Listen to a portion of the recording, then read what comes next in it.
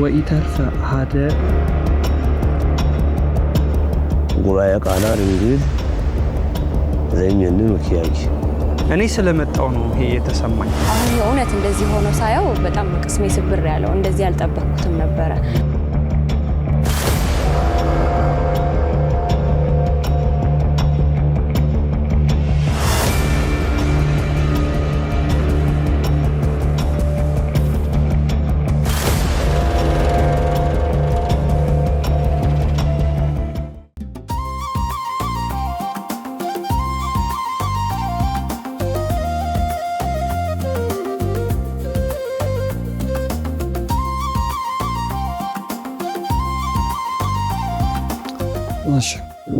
የጠየቃችሁኝ ዛፎቹ ዝግባ ማለት እነዚህ ናቸው።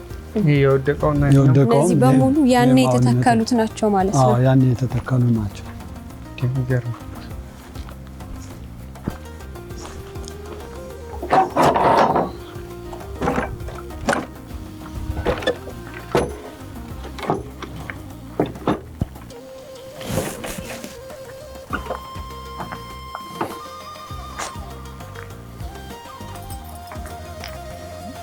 እሺ ወደ ሙዚየሙ ነው የምንገባው።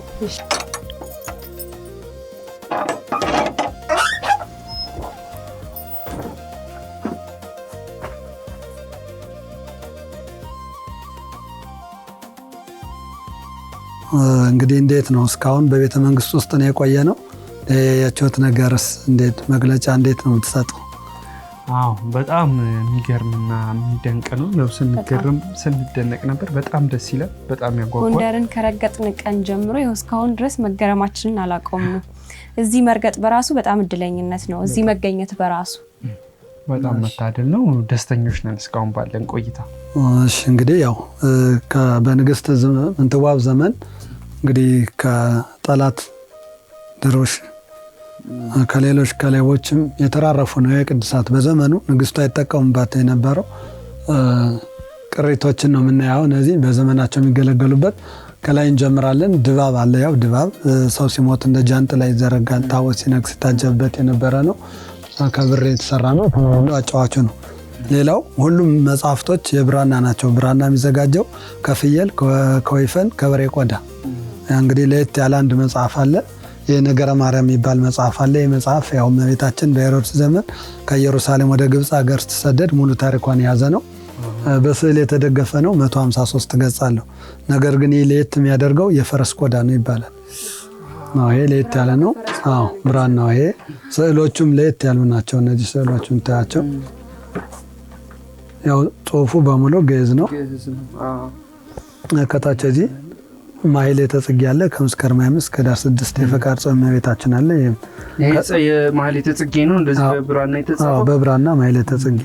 የብርት አለ 1900 ያው ንጹህ የሆነ ከቁርባኑ ቀበል ንጹህ ያልሆነ አይቀበል ካህናት እጃቸውን ይታጠቡበት በብረት ነው። ይሄ ብርት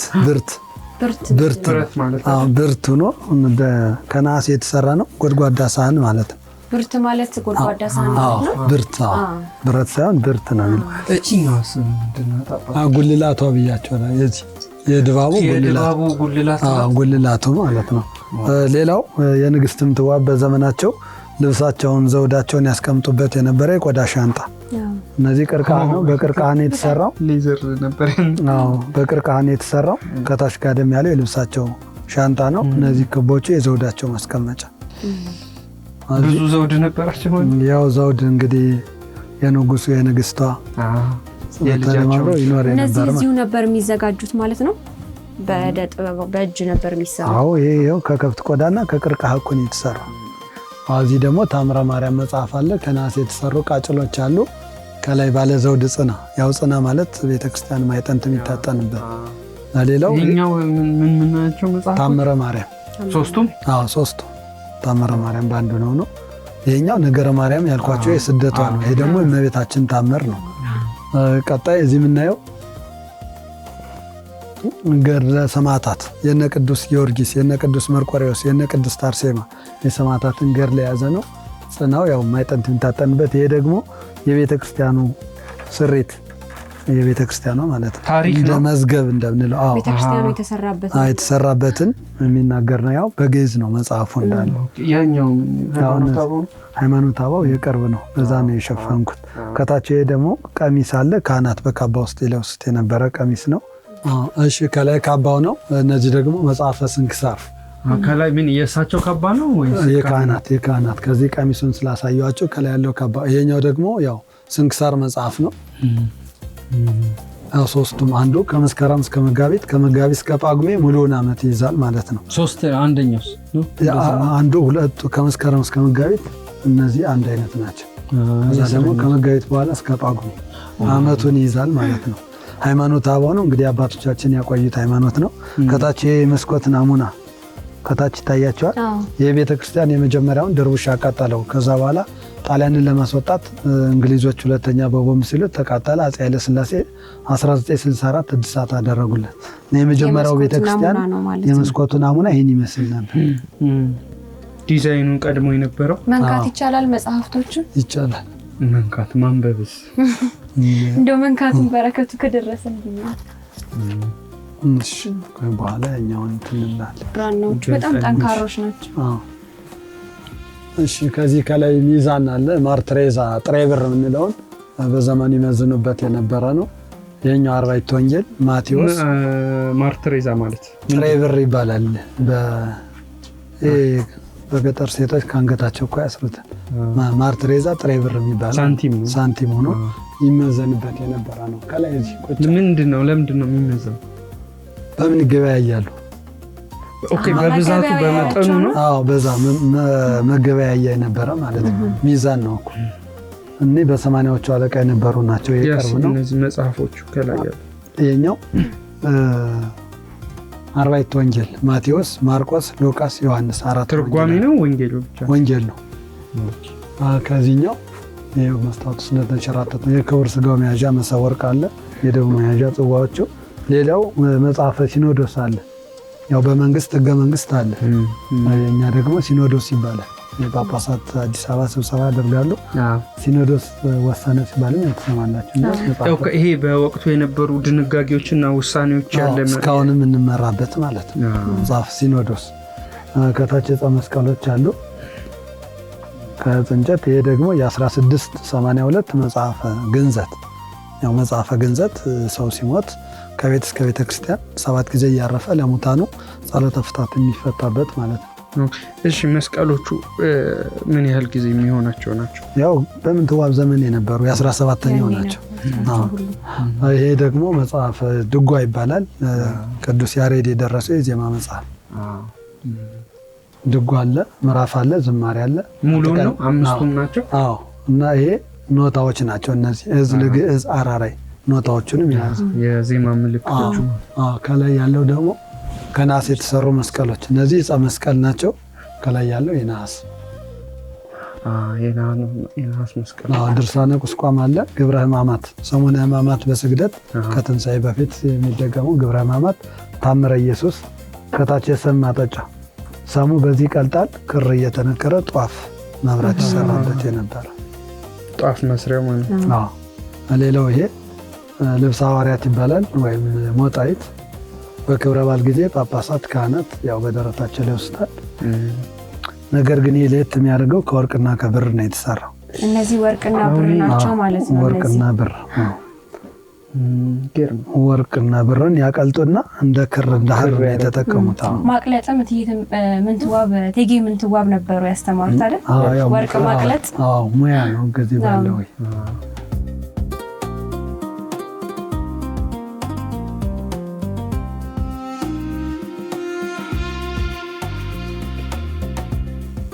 እሺ እንግዲህ ያው እዚህ አካባቢ ደግሞ የምናያቸው በንግስቷ ዘመን ያው ይጠቀሙባቸው የነበሩ ከበሮ አለ፣ ነጋሪት አለ። ይሄኛው ቁስቋም ማርያም ዳር ስትነግስ የድንኳን መጣያ፣ ታቦት ሲነግስ ድንኳን ይጣላል። ተሸካሚ ተራድኦ የነበረው ነው። ይሄኛው የምታዩት ምሰሶ ይባላል። ያው በዛ ዘመን ያው የድንኳን ተራድኦ። ይሄኛው ከበሮ ነው። ቆዳዎቹ ተቀይረዋል። እንጨቱ ግን እንዳለ ኦሪጂናሉ ነው። ሌላው ይሄ ነጋሪት ነው። በዘመኑ የነበረ ክታት ሰራዊት፣ ምታ ነጋሪት፣ አዋጅ ክተት ሰራዊት፣ ምታ ነጋሪት። ይህ በተመታ ጊዜ ያው ከቤተ መንግስት ይወጣል። ስብሰባ ዘመቻ እንዳለ ይታወቃል ማለት ነው። ነጋሪቱን ይሄ ነጋሪት። ሌላው ንግስትም ትዋብ ውዳሴ ማርያም ዳዊት የተማሩ ናቸው። ጸሎት ሲጸልዩ የውዳሴ ማርያም መድገሚ አትሮንስ እንዴት አድርገው ማለት ተንበርክከው አይደለም፣ ቆጭ ብለው ዳዊት እዚህ ይቀመጣል። ይሄ የሚተጣጠፍ ነው ታያቸዋል። እዚህ ላይ ያስቀምጠው በቁም ስንክሳር ሲደገም አትሮንስ ይባላል። ያው የቁሙ ትልቁ። ይሄ ደግሞ የንግስቷ ነው። ቆጭ ብለው ዳዊት የሚደግሙበት ማለት ነው። የእጅ ማስታጠቢያ ገበታ የነበረ ነው። ሌላው ስፌት ሸክላ ይመስላል፣ ግን የተሰራው ከእንጨት ነው። የስጦታ የሚቀበሉበት የእንጨት አገልግል። ይህን ዲዛይን ማውጣት ረስቆ ሞልዱ ስፌት ይመስላል፣ ሸክላ ይመስላል፣ ግን የተሰራው ከእንጨት ነው። ቤተክርስቲያን ስጦታ ይቀበሉበት የነበረ ነው። እሺ ደግሞ ያው የንግስትም ትዋብ አልጋ ነው። ተደራራቢ ነው። ዳብል ቤድ ነው። ዳብል ቤድ ያው እንግዲህ በጾም በሱባኤ ጊዜ ንግስቷና ንጉሱ ያው አብረው አይተኙም፣ ተለያይተው ይተኙበታል። ከዛ አፄ በካፋ ከሞቱ በኋላ ከልጃቸው እያሱ ጋር ሲኖሩ ከላይ ንግስቷ ከታች ልጆቻቸው ይተኙበት ነበር። የጠፈር አልጋ ማለት ነው። ያው ከላይ ለዚህ ልብስ ሆኖ የጠፈር አልጋ። ከላይ እንደ እንትን የሚጠቀሙትስ ምንድን ነው? እንደ ፍራሽ የበሬ ጀንዴ ይባላል። ለዚህ ሙሉ ይዘረጋና የበሬውን ቆዳ ማለት ነው። የበሬውን ቆዳ ከላይ ይነጠፋል ማለት ነው። ይሄ ያው ታድሷል። እንጨቱ ግን እንዳለ ኦሪጂናል ነው። ከላይም ነበረው ማለት ነው እንደዚህ። ይሄ ሁለተኛ ደረጃ ነው። ቤቱ እንደ ቤተ መቅደስ ሲጠቀሙበት ነበረ። ቤተክርስቲያን ከተሰራ በኋላ ዕቃ ቤት አደረጉት። እነዚህ ቀንዶቹ ጌጣጌጥ ማስቀመጫ መስቀያ ነገር ናቸው። ማንጠልጠያ ቀንድ ናቸው። የከብት ቀንድ። ያው ቅድም እንዳልኳቸው ጣራው ላይ የምታዩትም ዝግባ፣ ወይራ፣ ግማርዳ፣ ደንበቃ ያልኳቸው እንጨት ነው። ያው ለስራ ላይ የዋሉ እነዚህ አልታደሱም፣ እንዳሉ ናቸው። እንዳሉ ነው። እድሳት ቤተክርስቲያኑ ብቻ ነው እንጂ የቤተ መንግስቱ የተነካ ነገር የለውም። ያው መቅደሱ ነበር ማለት። ይሄ መቅደሱ ነበር። ያኛው ቅድስት፣ ከውጭ ያለው ቆመ ብሲ። ሌላው ይሄ ያው የስንክሳር መድገሚያ አትሮንሱ ነው። ሌላው ይሄ ቅዱስ መርቆሬዎስ ሮማዊ ነው። እንደነ ጊዮርጊስ ተጋድሎ ያደረገ ሰማዕት በዛ ወቅት እሳቸውን በንግስትም ትዋብ ዘመን። ይሄ ስዕሉ ታሪክ አለው። በንግስትም ትዋብ ዘመን ወረርሽኝ በሽታ ነበር ይባላል። እንደዚህ እንስሳቶች ይሞታሉ፣ ሰው ይታመማል። በዛ ሰዓት በራእይ ተገልጾላቸው የቅዱስ መርቆሬዎስን ታቦት ወደ ቁስቋም ተደራቢ እንዲያመጡ ስዕሉን ካሳሉ የአካባቢ በሽታ ይጠፋልዎታል ሲባል በዘመናቸው ውዳሴ ማርያም ዳዊት ሲደግሙ እንባቸውን ያጠራቅሙት ነበርና የቀለም መበጥበጫ አድርገው ቅዱስ መርቆሬዎስን አሳሉ። ከዛ በኋላ የአካባቢው ወረርሽኝ በሽታ ጠፋ። ታቦቱንም ከበለሳ መንቲ መርቆሬዎስ ወደዚህ አስመጥተው ታቦቱ ተደራቢ ሆኖ ቁስቋም ማርያም ጋር ይገኛል ማለት ነው። እንግዲህ ተመልካቾቻችን ይሄ የቅዱስ መርቆሬዎስ ስዕል መበጥበጫው የነበረው ሲሳል በንግስት ምንትዋብ እንባ ነው ማለት ነው። በጣም ነው የሚገርም። ያጠራቀሙት የነበረበት ምክንያት ራሱ ምን ነበር ማለት እንዴት ነው? ለምን እንባ ማጠራቀም አስፈለገ? እንግዲህ ወረርሽኙ የአካባቢው በሽታው እንዲጠፋ ይጸልዩ ነበር። ሲጸልዩ ሲያነቡ እንባውን አጠራቀሙና የጸሎታቸው እንባ ቀለሙ እንዲበጠበጥበት አደረጉ። ቅዱስ መርቆሬዎስ ተሳለ። ታቦቱ ከገባ በኋላ የአካባቢው በሽታ ወረርሽኙ ጠፋ ማለት ነው። ያው እስካሁንም ጸበል አለ፣ ብዙ ሰው የሚፈወስበት የመርቆሬዎስ ጸበል አለ ማለት ነው። አሁን ሌላው ያው ይሄ መርቆሬዎስ ሮማዊ ነው የሚያሳየው፣ ሮማ ሀገር ነው። እዛ ባስልዮስ እና ጎርጎሪዎስ አሉ። እዚህ ኡሊያኖስ የሚባለውን ከሃዲ ሲገለው ነው የሚታየው ስዕሉ። ሌላው ይሄ የእመቤታችን ስዕልም እንደዚሁ የ17ኛው ነው። ስሪዲ ዳይሜንሽን የእመቤታችን ስዕል አለ አይደል? በሶስቱም አቅጣጫ አትቆሙ፣ ፊቷ ከእናንተ ጋር ነው የሚሆን። አሁን ፊት ለፊት እኛ ጋር ናት። እስኪ ቦታ ተቀያይሩ። አንቺ ወደዚህ ሆኚ። ወደ የት ነው ያለችው? አሁን ወደ እኔ ነች። በእኔም ወደ እኔ ነች። እስቲ ተቀያየሩ ነው። በዚህ ጋር ወደ አንተ ሆነች። እዚህም ወደ እኔ ብትመጡ በዚህ ይቀያየራል ማለት ነው። በዛን ጊዜ እንግዲህ አሁን ስሪዲ እና ሰበንዲ እያልን የምንገረምበትን ነገር በእቴጌ ምንትዋብ ጊዜ እንደዚህ አይነት ምስለ ስዕል ነበር ማለት ነው። የፋብሪካ ቀለም አይደለም፣ አደይ አበባ፣ ቅጠላ ቅጠል እጽዋቶችን ተጠቅሞ የተሳለ ስዕል። በጣም ስነ ስቅለትም አለ። እሱም ያኔ የተሳለ ነው የኢየሱስ ክርስቶስ። ሌላው እንግዲህ ያው ንግስት ምንትዋብ ቤተክርስቲያኑን ሲሰሩ መቃብር ቦታ ሰርተው ነበር። ሲሞቱ ቤተክርስቲያን ውስጥ ነው የተቀበሩት። ግራውንድ ላይ ማለት ነው። ግራውንድ ላይ ቅኔ ማህሌቱ ላይ በስተምስራቅ በኩል ግራውንድ አለ። አዛ ተቀበሩ። አፄ ኃይለ ሥላሴ እድሳት ሲያደርጉ ቆፍረው አውጥተው እንደዚህ በክብር በሳጥን እንዲቀመጡ አድርገዋቸዋል። እሺ እዚህ ያው 3 አጽሞችን ነው የምናይ። መሀል ላይ ያሉ ንግስት ምትዋብ የንግስት ምትዋብ ልጃቸው ኢያሱ አለ። የኢያሱ ልጅ ኢዮአስ በዚህኛው ሳይድ ያለው ማለት ነው። ኢዮአስ መሀል ላይ ንግስት ምትዋብ ልጃቸው ኢያሱ የኢያሱ ልጅ ኢዮአስ የሶስቱም አንድ ላይ ነው ያለው። የሶስቱም የባለቤታቸው ዳጋ እስጢፋኖስ ባህር ዳር ላይ ይገኛል ማለት ነው። የአፄ ፋሲልም እዛ ነው ያለ። እንግዲህ ኢዮአስ የጎንደር የመጨረሻ ንጉስ። ኢዮአስ ከሞተ በኋላ ዘመነ መሳፍንት ነበር።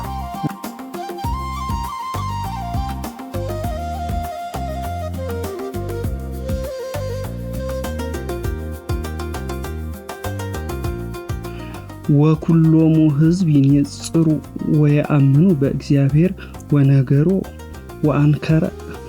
ሁሉም ህዝብ ይህንን አየና በእግዚአብሔር አመነ እንደማለት ነው።